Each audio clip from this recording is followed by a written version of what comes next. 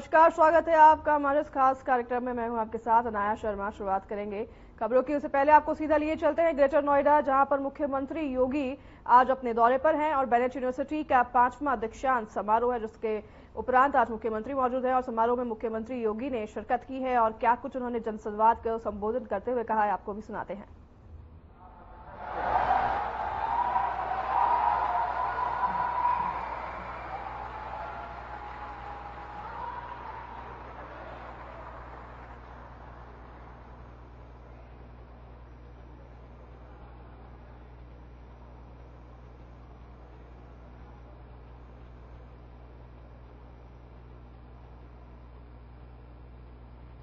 Bennett university के 5वें दीक्षांत समारोह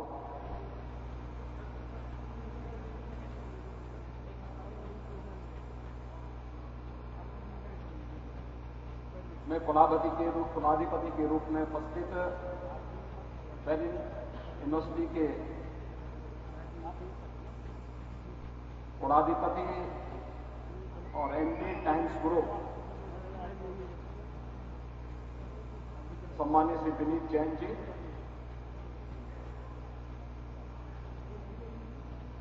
उत्तर प्रदेश सरकार में मेरे सहयोगी मंत्री,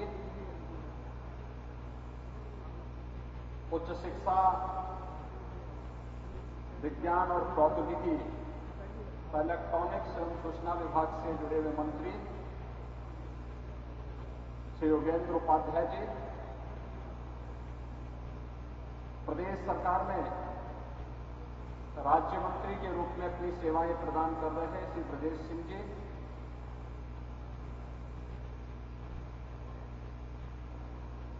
बेनेट विश्वविद्यालय के कुलपति प्रोफेसर अजीत अब्राहिम जी,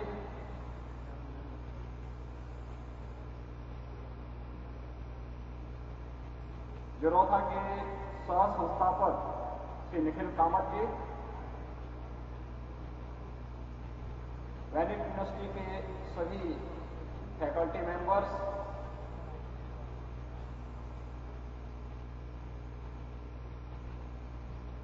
आज के इस समारोह में उपस्थित है हमारे सभी माननीय जनप्रतिनिधिगण, अभिभावकगण और मेरे युवा साथियों, 5वें दीक्षांत समारोह के अवसर पर बेनेट यूनिवर्सिटी परिवार को मैं हृदय से बधाई देता हूं। जिन छात्रों को आज उनकी डिग्री अवार्ड की गई है, उनके प्रति हृदय से बधाई देते हुए अपनी शुभकामनाएं भी देता हूं।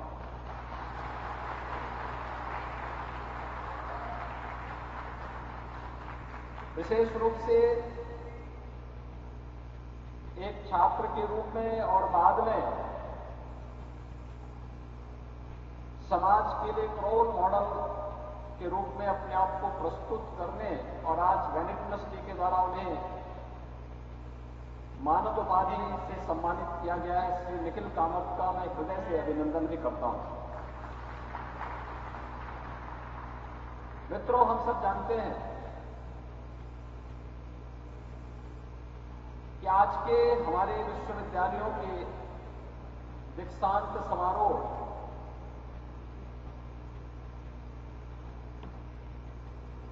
जिन्हें हम कॉन्वोकेशन कहते हैं, ये प्राचीन भारत के विश्वविद्यालय या गुरुकुलों के समावर्तन समारोह का ही एक परिवर्तित रूप है।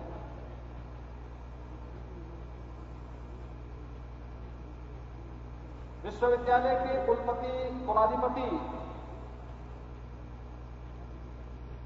जब अपना मार्गदर्शन यहां पे प्रस्तुत कर रहे थे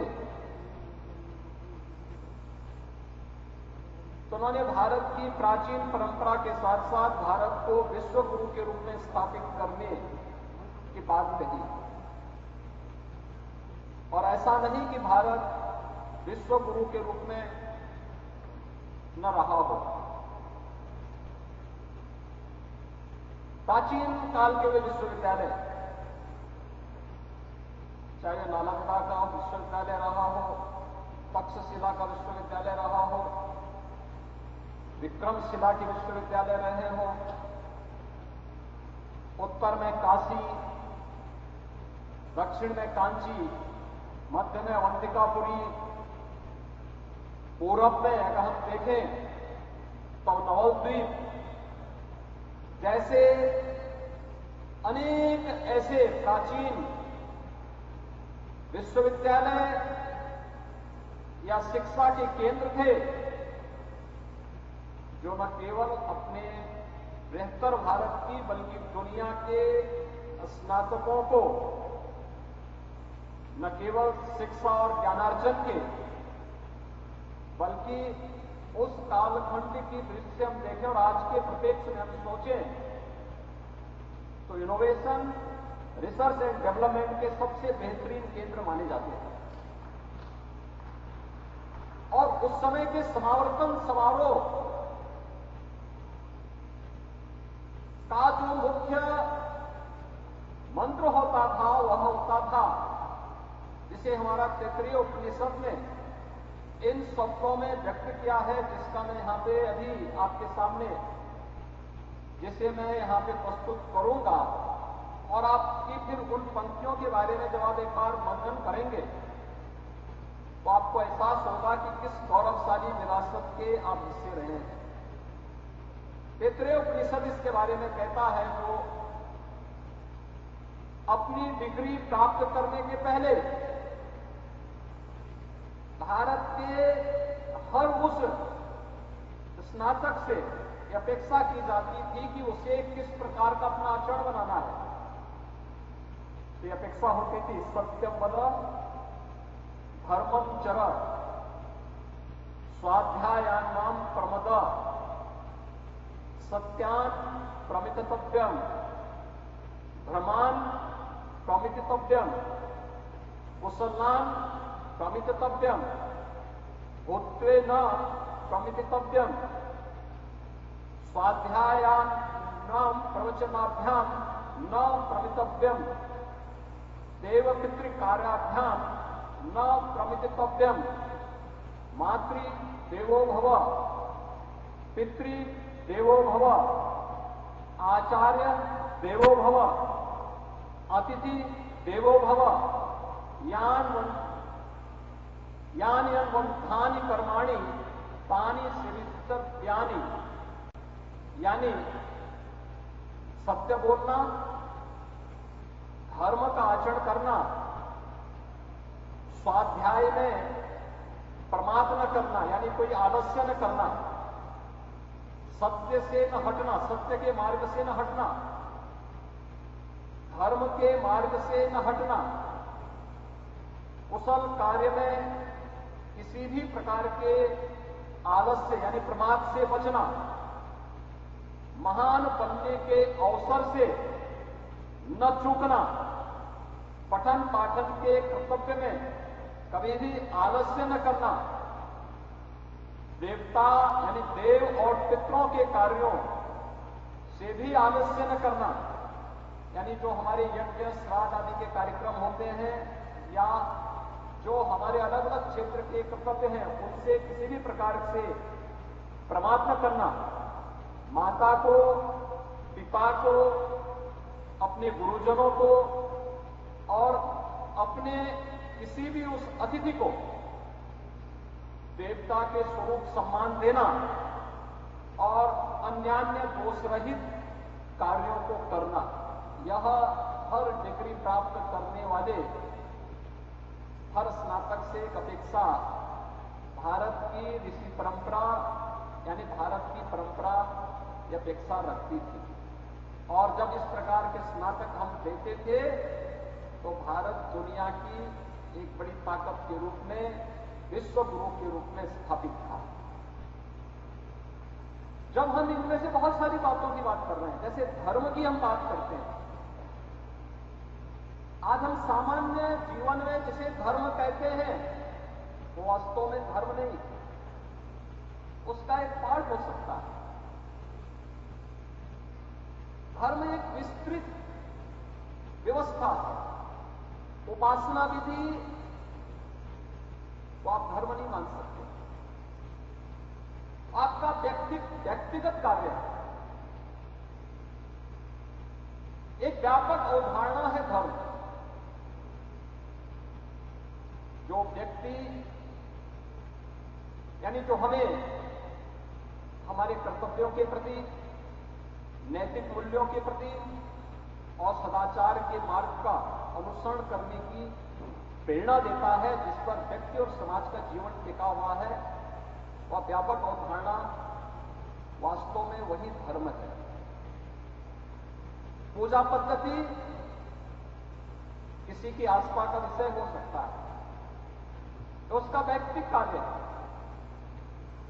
वो एक उपासना विधि हो सकती है, एक पंथ का विषय हो सकता है, एक मत और मजहब का विषय हो सकता है। लेकिन धर्म वह जो हमें हमारे कर्तव्यों के प्रति आग्रही बना दे और उस धर्म का आचरण करने की प्रेरणा देना, यह आज के परिप्रेक्ष्य में उतना ही आवश्यक है जितना प्राचीन काल में उसकी प्रासंगिकता थी। और जब भी भारत का हर युवा इस मार्ग का अनुसरण किया, तो भारत को दुनिया की बड़ी ताकत बनने में कोई देर नहीं लगी, कोई देर नहीं लगी। और इन्हीं सब लक्ष्यों को प्राप्त करने के लिए आज देश के प्रधानमंत्री मोदी जी ने जब देश की आजादी के अमृत महोत्सव के मुख्य समारोह को संबोधित किया था, युवा साथियों, उन्होंने कुछ बातें कही थी। उन्होंने उस समय देशवासियों से एक अपील की कि हमने अपनी आजादी के 75 वर्ष को आजादी के 75 वर्षों को के इस आयोजन के साथ हम जुड़ रहे हैं। यह आयोजन हमें एक आत्मावलोकन करने का अवसर प्रदान कर रहा है। यह अवसर इन 75 वर्षों में हमने क्या पाया है, क्या खोया है। जो पाया है इसमें और अच्छी अभिवृद्धि हम कैसे कर सकते हैं। जहां पे चूक हुई है उसका परिमार्जन हम करते हुए कैसे हम उस गैप को भरने की दिशा में प्रयास कर सकते हैं। लेकिन केवल इसी में अपना समय व्यतीत नहीं करना है। अगले 25 वर्षों का एक लक्ष्य तय करके विकसित भारत के लक्ष्य को प्राप्त करने की दिशा में प्रयास करना है। और इसके लिए हर भारतवासी के लिए उन्होंने पंचप्रण की बात की। मित्रों, ये पंचप्रण है क्या? ये पंचप्रण उन्होंने हर भारतवासी से अपेक्षा की। जब 142 करोड़ का भारत एक साथ बोलेगा, एक साथ चलेगा, एक स्वर से आगे बढ़ने के संकल्प के साथ उठ खड़ा होगा, कोई कारण नहीं कि भारत को दुनिया की एक बड़ी ताकत के रूप में हम स्थापित न कर दें। कोई कारण नहीं। उन्होंने पंचप्रण की जो बात की उसमें पहला प्रण था कि हर भारतवासी का संकल्प बने कि हम 2047 तक भारत को दुनिया की ताकत के रूप में स्थापित करेंगे।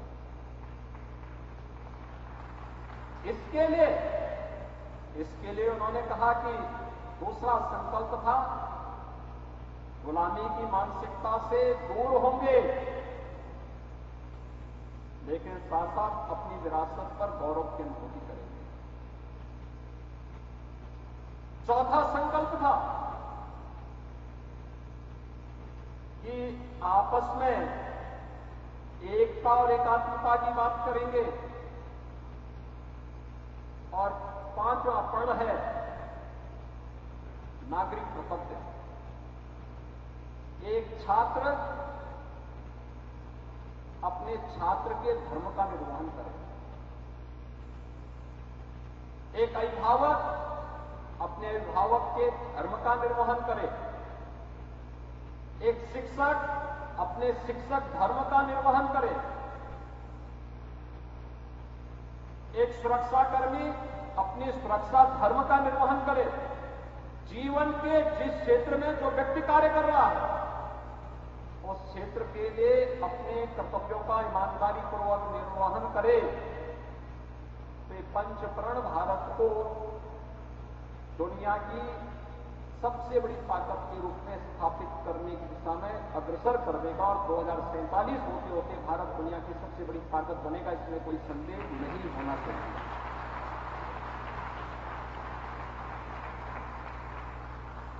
ये पंचप्रण हर भारत का संकल्प बनना चाहिए, हर भारतवासी के संकल्प बनने चाहिए। जीवन के जिस भी क्षेत्र में वह कार्य कर रहा है, वह शिक्षा के क्षेत्र का हो, अर्थव्यवस्था के क्षेत्र का है, समाज सेवा के क्षेत्र का है, व्यवसाय के क्षेत्र का है, कृषि के क्षेत्र का है, या जीवन के किसी भी क्षेत्र में व्यक्ति कार्य कर रहा है, उसके जीवन का ध्येय वाक्य बनना चाहिए। और यह तभी हो पाएगा जब हम सबके सामने एक विजन हो अपना देश के प्रति, नेशन फर्स्ट के इस भाव के साथ जब हम कार्य करना प्रारंभ करेंगे, हम सबके लिए हर काम देश के नाम, हर काम देश के नाम, हम जो भी करें अपने देश को ध्यान में रख करके करें। जो कुछ भी समर्पण है वो देश के लिए है। मेरा व्यक्तिगत अस्तित्व कोई मायने नहीं रखता मेरे देश के सामने, मेरे परिवार का अस्तित्व कोई मायने नहीं रखता मेरे देश के सामने। मुझे कभी देश और परिवार में से किसी एक को चुनना होगा तो पहले देश को चुनूंगा। जब ये भाव हम सबके मन में आएगा तो कोई कारण नहीं कि हम प्रधानमंत्री मोदी जी के इस विजन के अनुरूप भारत को 2047 में दुनिया की एक बड़ी ताकत के रूप में स्थापित न करने, और आज उस दिशा में कार्य प्रारंभ हुई। वैनिक यूनिवर्सिटी ने पिछले 7 वर्षों की अपनी इस यात्रा के दौरान, 7 वर्ष व्यक्ति के जीवन में आप देखेंगे तो एक नन्हा सा शिशु होता, चलने फिरने का अवसर होता, सीखने का एक अवसर होता है, लेकिन इन 7 वर्षों में वह कुछ करके दिखाया है वैनिक यूनिवर्सिटी ने, जो हम लोग आज जिनके बारे में चर्चा करते हैं। राष्ट्रीय शिक्षा नीति 2020 में लागू हुई और राष्ट्रीय शिक्षा नीति आज जिन बातों को आज चर्चा कर रही है, मुझे अच्छा लगा कि आज यहां पे 6 वैनिक यूनिवर्सिटी के भी 6 ऐसे अलग अलग स्कूल जो अलग अलग कार्य के साथ जुड़े हुए हैं। मीडिया से भी जुड़ा है, मैनेजमेंट से भी जुड़ा है, टेक्नोलॉजी से भी जुड़ा हुआ है, अल्टरनेटिव साइंस से भी जुड़ा हुआ है।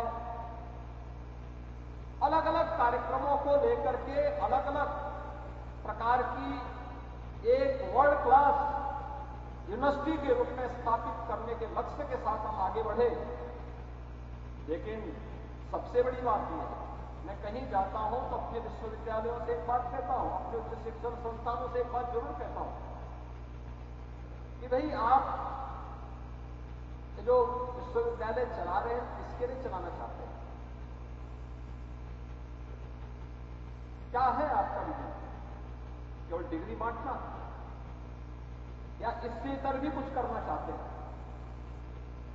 जिस लोकेलिटी में हम हैं, जिस सोसाइटी के बीच में हम हैं, उस सोसाइटी के लिए हम क्या कर रहे हैं?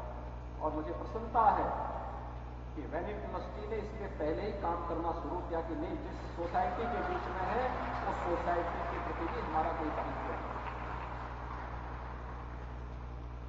हमें अगर भारत को एक विकसित भारत के रूप में स्थापित करना है तो इंस्टीट्यूशन को इंडस्ट्री के साथ जोड़ना ही पड़ेगा। और वैनिक यूनिवर्सिटी ने पहले इस पे काम शुरू कर दिया। मुझे जो बताया गया, जो मैंने देखा है कि वैनिक यूनिवर्सिटी के बोर्ड में, जो उनके एडवाइजरी बोर्ड है, 30 से अधिक इंडस्ट्रियलिस्ट के सीईओज उसके साथ जुड़े हुए हैं, जो समय समय पर अपने सजेशन यूनिवर्सिटी को आगे बढ़ाने, इन छात्रों की कैरियर काउंसलिंग के लिए, उनके प्लेसमेंट के लिए और यहां पे चलने वाले पाठ्यक्रमों में किस प्रकार से हम उसे इनोवेशन रिसर्च एंड डेवलपमेंट के एक केंद्र के रूप में स्थापित कर सकें, उसको आगे बढ़ाने के लिए कार्य किया है। विनीत जी, मैं इसके लिए आपका और आपकी पूरी टीम का हृदय से अभिनंदन करता हूं कि बैनेट यूनिवर्सिटी को आज इस प्रकार के केंद्र के रूप में आप लोगों ने विकसित किया है, जो आज की सबसे बड़ी आवश्यकता है। हमारी नेशनल एजुकेशन पॉलिसी इसी बात को लेकर के प्रस्तुत की गई है। हमने अपने विश्वविद्यालयों को डिग्री बांटने तक सीमित कर दिया था।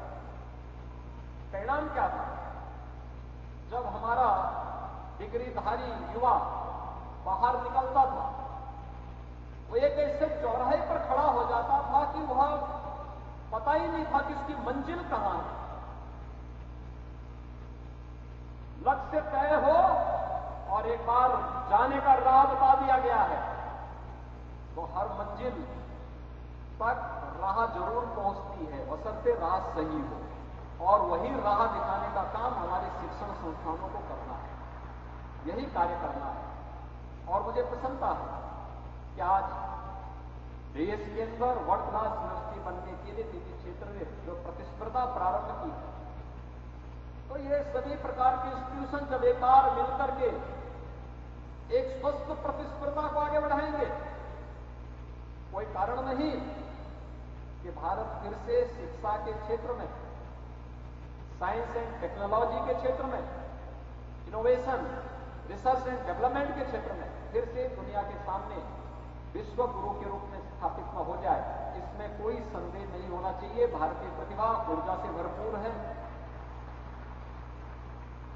दुनिया के अंदर सबसे अधिक युवा हमारे देश में है और हमारे देश में सबसे अधिक युवा हमारे प्रदेश में है। तो स्वाभाविक रूप से इस ऊर्जा का उपयोग हम नेशनल बिल्डिंग में प्रधानमंत्री जी के विजन को आगे बढ़ाने में बहुत आसानी से कर सकते हैं। मित्रों, इसी दिशा में जो नए प्रयास प्रारंभ हुए हैं, आज हम लोगों के लिए बड़े अनुकरणीय बन सकते हैं। आपने देखा होगा, मुझे याद है हमारे ईस्टर्न यूपी में एक बीमारी आई थी 1977 में, और 1977 से 2017 तक उस बीमारी में 40 वर्ष में 50,000 मासूम बच्चों की मौतें हुई। मैं जब 1998 में पहली बार सांसद बना था गोरखपुर से, तो मुझे हमारे सामान्य कार्यकर्ता ने फोन किया, कहा कि आप सांसद बने हैं, आपने कभी मेडिकल कॉलेज का दौरा किया? मैंने कहा नहीं। तो कहा कि एक बार मेडिकल कॉलेज का दौरा करते तो वहां की स्थिति को देखते तो आपको थोड़ा पता लगेगा। तो मैं गोरखपुर के मेडिकल कॉलेज का दौरा किया। बड़ी दुर्व्यवस्था थी। मेडिकल कॉलेज गवर्नमेंट का था, तो वहां के प्रिंसिपल ने प्रयास किया पहले कि मैं वहां न जाने पाऊं, वार्ड में न जाने पाऊं। लेकिन खैर मैं वार्ड में गया, देखा मैंने बड़ी दुर्व्यवस्था थी, अव्यवस्था थी, बदबू थी। जून का महीना था, भीषण गर्मी थी, पंखे नहीं चल रहे थे, टॉयलेट चौक थे, एक एक बेड में 4-4 बच्चे बिताए गए।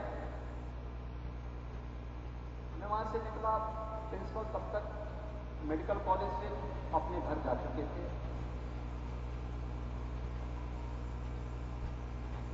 मैंने प्रिंसिपल से मिलने का प्रयास किया, प्रिंसिपल मुझसे नहीं मिले।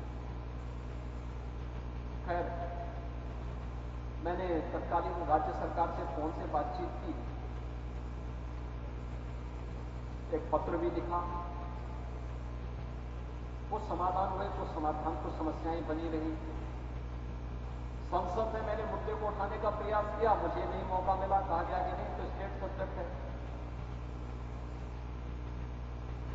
खैर कई बार प्रयास करने के बाद मुझे बाद में 2-3 वर्ष के बाद मौका मिला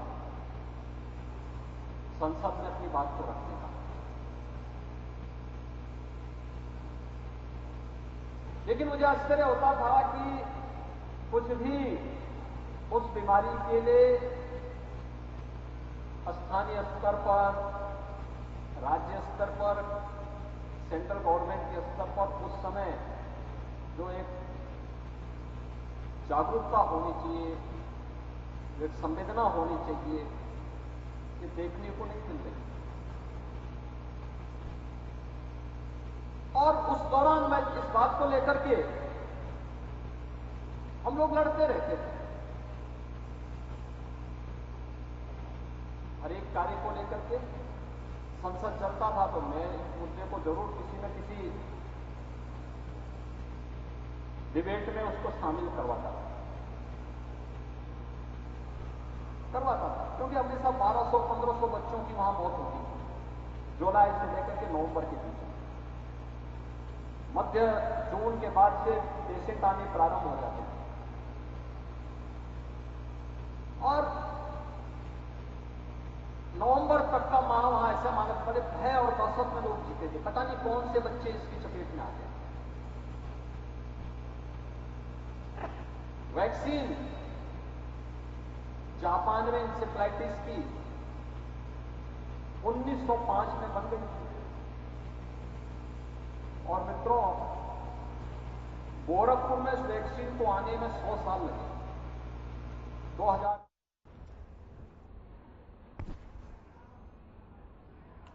फिलहाल इस कार्यक्रम में बस इतना ही। विनायक शर्मा आप सब लोगों के बता, मुझे दीजिए इजाजत। नमस्कार।